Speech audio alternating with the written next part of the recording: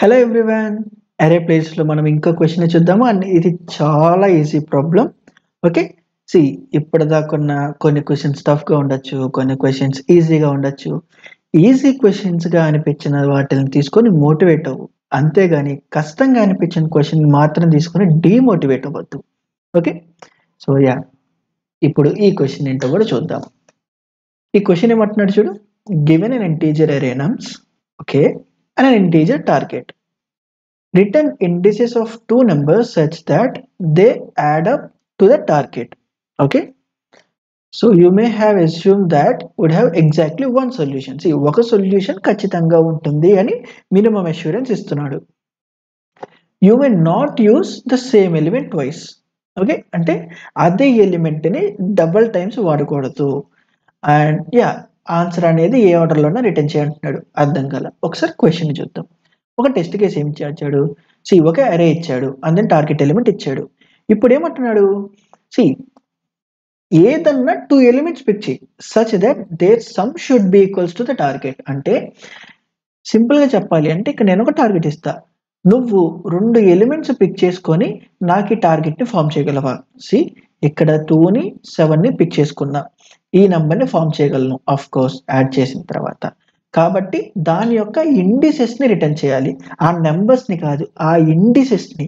C సింపుల్గా చెప్పాలి అంటే ఇదే ప్రాబ్లము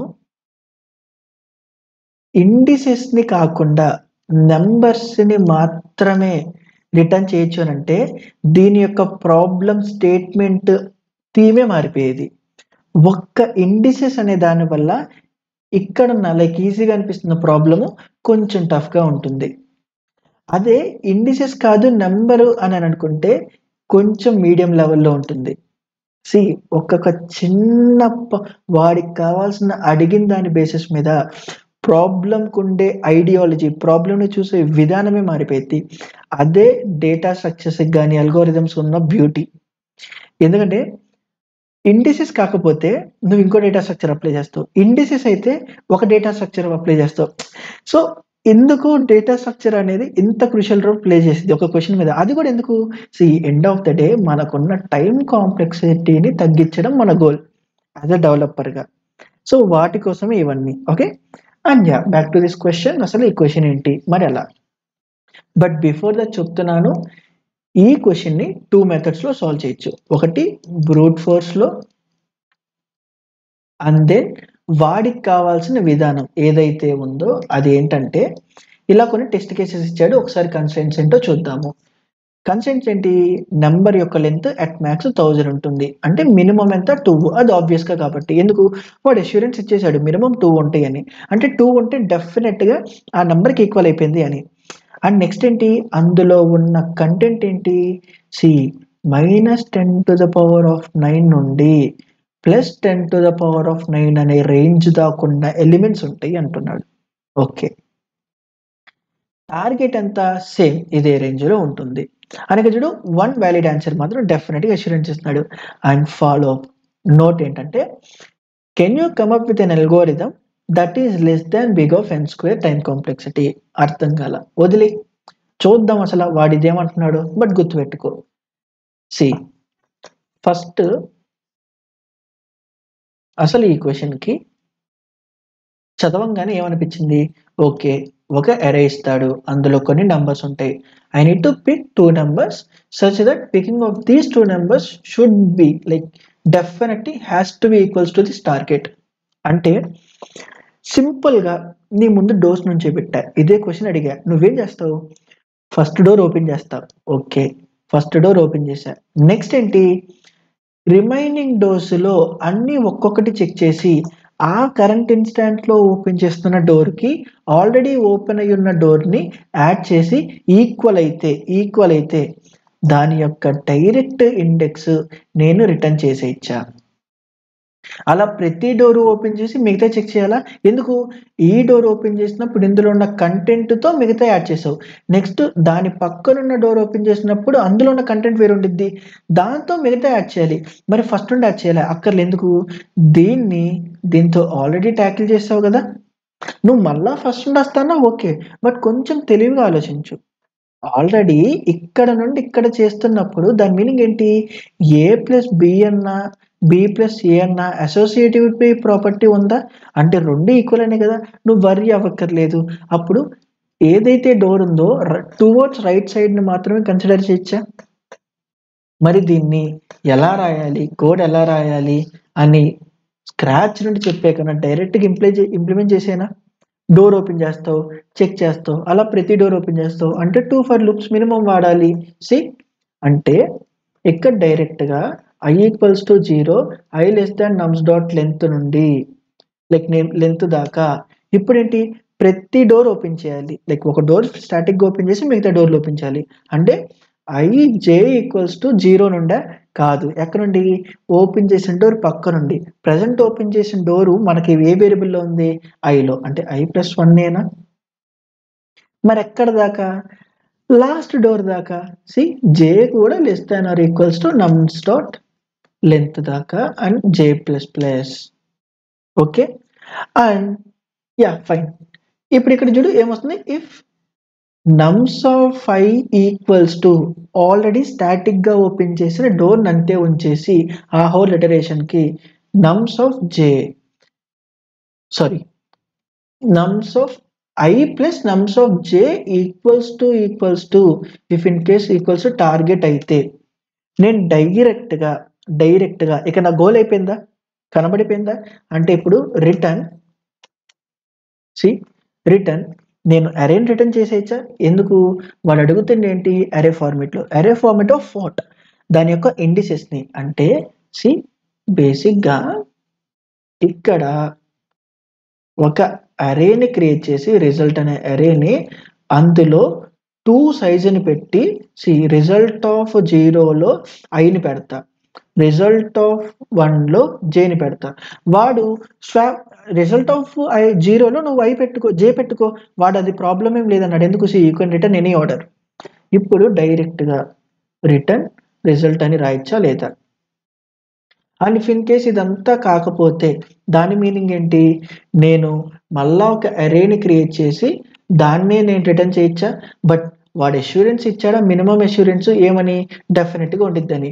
బట్ నువ్వు మినిమం అన్న ఒకటి రిటర్న్గా ఇవ్వాలి. ఎందుకు? కొన్నిసార్లు ఇందులో కేసెస్ రన్ అవ్వకపోవచ్చు కాబట్టి ఎర్రర్ చూపించేది, సో దట్ నువ్వు అది రాయాలి.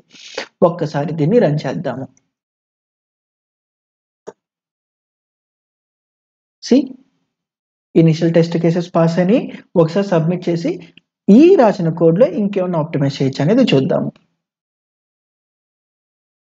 సి యాక్సెప్టెడ్ ఎక్కడ ఉంది? 44 milliseconds బీట్ 37%.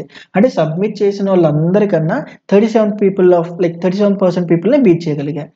సో ఇక్కడున్న చిన్న ఇదిని చూద్దాము. నేను కొత్త కోడ్ని చెప్పట్లా, ఉన్న కోడ్లో ఆప్టిమైజ్ చేస్తున్నా. ఎప్పుడన్నా నువ్వు ఒక డైరెక్ట్ అరేని రిటర్న్ చేయాలి అంటే ఇలా డైరెక్ట్గా రాయక్కర్లేదు. ఎలా రాయొచ్చు? రిటర్న్ న్యూ ఇంట్ అంటే దానికి డైరెక్ట్గా ఆన్ ద గోలో ఆబ్జెక్ట్ క్రియేట్ చేసి ఫ్లవర్ బ్రాకెట్స్లో నాకు ఏ కంటెంట్ కావాలో ఆ కంటెంట్ పెట్టేయచ్చు. ఇలా రాయడం వల్ల ఆన్ ద గోలోనే ఒక ఆబ్జెక్ట్ క్రియేట్ అయ్యింది, ఆ ఆబ్జెక్ట్ని డైరెక్ట్గా రిటర్న్ చేస్తున్నావు. గుడ్. అండ్ ఎలాంటి చేంజ్ చేయలేదు. యా ఇక్కడ ఐజే అనేది లోకల్ వేరియబుల్ టు ఫర్కే కాబట్టి మనకు ఎర్రర్ వచ్చింది. But yeah accepted. ఓకే కోడ్లో ఎలాంటి బీట్ అయితే మారలేదు మనకి. సో మరి దీని టైం కాంప్లెక్సిటీ ఎంత? బేసిక్గా 0 నుండి ఎక్కడి దాకా రన్ చేస్తున్నా? ప్రతి డోరు ఓపెన్ చేస్తున్నా. ఈ ఇన్స్టెన్స్ ఆఫ్ డోర్ ఓపెన్ చేసినప్పుడు నెక్స్ట్ దాని పక్కన డోర్లన్నీ ఓపెన్ చేస్తున్నానా? అంటే i1 అయినప్పుడు రిమైనింగ్ n-1 డోర్లన్నీ ఓపెన్ చేస్తున్నా, i2 అయినప్పుడు రిమైనింగ్ n-2. ఇది అన్ని ఆల్రెడీ మనం చూసాము. అలా 1 దాకా ఓపెన్ చేస్తున్నాము. ఇదేంటి? సమ్ ఆఫ్ న్యాచురల్ నెంబర్స్ ఏనా అని అంటే n+n+1/2 అప్రాక్సిమేట్గా అగైన్ ఇది n² అయింది. ఇది ఒకసారి నువ్వు చేసి దాన్ని వర్క్ చేసి మ్యాథమెటికల్ దాన్ని కామెంట్ చెయ్యి. Okay so n². సో ఓవరాల్గా నాకేమొచ్చింది? n². ఇది ఎప్పుడు బెస్ట్ కేసా, వర్స్ట్ కేసా, ఎవ్రీ కేసా? ఇప్పుడు బికాస్ ఆఫ్ దిస్ రిటర్న్ అంటే ఇంటర్నల్గా నాకు తొందరగా నా అల్గోరిథం టెర్మినేట్ అయ్యే ఛాన్స్ ఉంది అని చెప్తుంది. మరి ఆ తొందరగా రిటర్న్ అయ్యే ఛాన్స్ ఏంటి? ఫస్ట్ డోర్ ఓపెన్ చేసినప్పుడు ఇమ్మీడియట్గా నెక్స్ట్ డోర్లో కూడా నాకు కావాల్సిన కంటెంట్ దొరకడము. అంటే ఇనీషియల్ ఫేజెస్లో, అంటే కాన్స్టెంట్ టైమ్ ఆఫ్ ఇనీషియల్ ఫేజెస్లో, అంటే ఫస్ట్ దనే కాదు, ఇది ఆల్రెడీ కవర్ చేసానా. లైక్ n అనేది ఎంతో పెద్దది. ఈవెన్ 1000 ఇటరేషన్స్, లైక్ 1000th ఇటరేషన్లో, ఓవరాల్ n ఇటరేషన్స్లో 1000th ఇటరేషన్లో టైంలో దొరికినా కానీ మనకు బెస్ట్ కేసే. అంటే అప్పుడు ఏమవుతుంది, ఇనీషియల్ కేసుల్లోనే దొరుకుతుంటే ఇది ఆల్మోస్ట్ ఏమవుతుంది, సరే ఇనీషియల్గా ఇక్కడ ఉంది డేటా, ఇక్కడ దొరికేస్తుంది. అంటే ఏంటి, ఫస్ట్ ఇన్స్టాన్స్లోనే ఈ నెక్స్ట్ ఉన్న డోర్ని ఓపెన్ చేసి ఇది చెక్ చేస్తున్నా, దొరికేసింది, రిటర్న్ అవుతుంది. అంటే కాన్స్టెంట్ టైమేనా? కాన్స్టెంట్, ఎందుకు కాన్స్టెంట్ టైం? అదేంటి బెస్ట్ కేసు. వర్స్ట్ కేసు ఏంటి చెప్పు? ఇక్కడ ఏదన్నా ర్యాండమ్ నంబర్ ఉండని విచ్ ఈజ్ లైక్ 9కి ఈక్వల్ కాని టార్గెట్, లాస్ట్లో మాత్రం 2,7 పెట్టడము. ఇప్పుడు ఈ డోర్ ఓపెన్ చేస్తావు, ఇవన్నీ చెక్ చేస్తావు, దొరకలా. ఈ డోర్ ఓపెన్ చేస్తావు, ఇవన్నీ చెక్ చేస్తావు, మ్యాచ్ కలా. లాస్ట్లో ఈ డోర్ ఓపెన్ చేసి ఇది చేసావు అని అంటే ప్రతి డోర్కి రెస్ట్ ఆఫ్ ద థింగ్, ప్రతి డోర్కి రెస్ట్ ఆఫ్ ద థింగ్. అలా ఎంత టైము? n² టైమేనా? n² టైమేనా? నువ్వు అనుకోవచ్చు ఆ n² టైము లూప్ దాటి ఇక్కడికి వచ్చిందని. తప్పు. సి వాడేం అష్యూరెన్స్ ఇచ్చాడు నాకు? డెఫినెట్గా అరేలోనే దొరికిద్దని చెప్పాడు. ఎగ్జాక్ట్లీ వన్ సొల్యూషన్ అంటే దాని మీనింగ్ డెఫినెట్గా అరేలోనే ఉంటుందని చెప్పాడు అని అంటే ఈవెన్ లాస్ట్లో దొరికిన ఈ స్టేట్మెంట్ మాత్రమే ఎగ్జిక్యూట్ అయ్యింది, అసలు ఇక్కడికి రాము. వాడు ఆ అష్యూరెన్స్ ఇవ్వకపోయి ఉంటే అప్పుడు ఇక్కడికి వచ్చే ఛాన్స్ ఉంది. బట్ అష్యూరెన్స్ ఇచ్చినా ఇవ్వకపోయినా, లైక్ అష్యూరెన్స్ ఇచ్చాడు కాబట్టి ఇక్కడ స్టిల్ అష్యూరెన్స్ ఇచ్చినా కూడా లాస్ట్లో ఉండే ఛాన్స్ ఉంది కాబట్టి, లైక్ హోల్ అరేలో లాస్ట్లో ఉండే ఛాన్స్ ఉంది కాబట్టి స్టిల్ n². ఓకే. అండ్ ఇప్పుడు చెప్తున్నా చూడు, వీడికి ఇప్పుడు దాకా మనం ఏదైతే చించేసుకొని ఆలోచించేసి చేసామో ఆ అప్రోచ్ వద్దు అంటున్నాడు. ఏమని? Can you come up with an algorithm that is lesser than n² time complexity. మరి దానికి సొల్యూషన్ ఏంటి? Hash tables. ఓకే, ఇప్పటిదాకా అసలు హ్యాష్ టేబుల్ అంటే ఏంటో నీకు తెలియదు కాబట్టి అక్కర్లేదు. ఇక్కడితో వీడియోని ఆపేసి, ఇఫ్ ఇన్ కేస్ నువ్వు పైథాన్ అయితే నీకు ఆ పైథాన్ కూడా చూపిస్తా, ఆ లాస్ట్లో లైక్ ఆ టైం లైన్లోకి వెళ్ళి చూడు. బట్ ఎవరైతే హ్యాష్ టేబుల్ కూడా చెప్తాననేది ఎక్స్పెక్ట్ చేసి వచ్చారో వాళ్ళకి హింట్ లాగా చెప్తున్నాను. ఐ మీన్ కోడ్ ఇంప్లిమెంట్ చేయను, బట్ హింట్ లాగా చెప్తున్నాను. హ్యాష్ టేబుల్ నీకు తెలిసిందంటే దాన్ని ఇంప్లిమెంటేషన్ చేసే పొజిషన్లో నువ్వు డెఫినెట్గా ఉన్నట్టే. కాబట్టి నేను కోడ్ రాయక్కర్లేదు. లైక్ ఫస్ట్ నుండి ఫాలో అవుతున్న వాళ్ళకి కన్ఫ్యూజ్ అయిపోతారు కాబట్టి. బేసిక్గా ఏం చేయొచ్చు, ఇక్కడ ఇదే ప్రాబ్లమ్ని హ్యాష్ టేబుల్లో పెడతావు. వాట్ ఎవర్ ద కంటెంట్ నాకు ఉందో అది. ఇప్పుడు హ్యాష్ టేబుల్లో మనం ఏం పెట్టాలి? What ever the number and దాని ఇండెక్స్. అలా అన్నీ పెట్టుకుంటే వెళ్తావు. ప్రతిసారి ఏం చెక్ చేస్తావంటే ఆ పర్టికులర్ అరేలో ఇఫ్ ఇక్కడికి వచ్చిన తర్వాత if in case target minus ఈ కరెంట్ ఇన్స్టెన్స్లో ఉన్న వాల్యూని తీసేస్తే, ఆ తీసేసిన వాల్యూ ఈ హ్యాష్లో కానీ ఉంటే నా పని అయిపోయినట్టేనా? నా టార్గెట్ మ్యాచ్ అయిపోయినట్టేనా? అంటే ఇప్పుడు ఏం చేయాలి? What ever the index of దీన్ని చేయనుకుంటే అందులో ఉన్న కంటెంట్ని ఫెచ్ చేసి దాని యొక్క ఇండెక్స్ని తీసుకోవచ్చు కదా, నేను దాన్ని అనుకో, ఈ రెండింటిని రిటర్న్ చేసి డైరెక్ట్గా. సింపుల్. దీని టైం కాంప్లెక్సిటీ ఎంత? ఆఫ్ కోర్స్ హ్యాష్ టేబుల్లో లైక్ హ్యాషింగ్లో కాన్స్టెంట్ టైం కాబట్టి టోటల్గా ఈ ఇంటర్నల్ క్యాలిక్యులేషన్స్ అన్ని కాన్స్టెంట్. నువ్వు చేస్తుంది ఏంటి? ఒక ఫర్ లూప్ రన్ చేస్తావు. ఎప్పటిదాకా? ఆ ఎలిమెంట్ దొరికేదాకా. సో వర్స్ట్ కేసులో ఏమైంది? Big of n. బెస్ట్ కేసులో ఇనీషియల్ టైంలోనే దొరకచ్చు, అంటే కాన్స్టెంట్ టైం. సో ఇదే ప్రాబ్లమ్ని మనం హ్యాష్ టేబుల్ వాడి చేస్తే n² లో ఉన్న సొల్యూషను nకి పడిపోయింది. డేటా స్ట్రక్చర్ యొక్క బ్యూటీయే అది. డిఎస్ యొక్క బ్యూటీ ఏంటి? నాకున్న డేటాని ఎలా స్టోర్ చేస్తే సచ్ దట్ రిట్రీవింగ్ టైం అనేది ద బెస్ట్గా పాసిబుల్ అవుతుంది. అండ్ క్వశ్చన్ బట్టి ఏ టైప్ ఆఫ్ డేటా స్ట్రక్చర్ని వాడి నా డేటాని స్టోర్ చేయగలిగితే సో దట్ ఆ ప్రాబ్లమ్ని ట్యాకిల్ చేయడానికి పర్ఫెక్ట్గా సూటబుల్ అవుతుంది. కాబట్టి మనం ఆ పర్ఫెక్ట్గా సూటబుల్ అయ్యే డేటా స్ట్రక్చర్స్ని పిక్ చేసుకొని మనకున్న ప్రాబ్లమ్ని ఎఫిషియెంట్గా సాల్వ్ చేయాలి.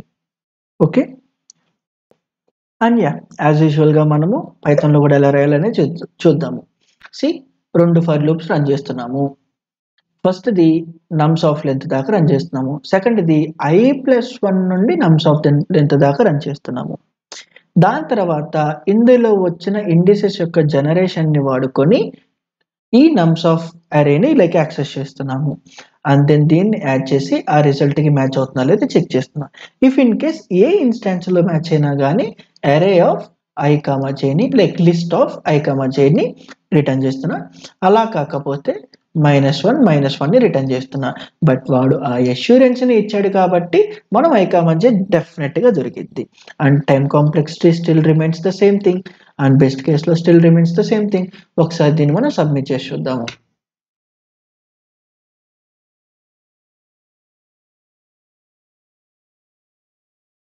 See, accepted. So yeah, that's it for this video. Thank you.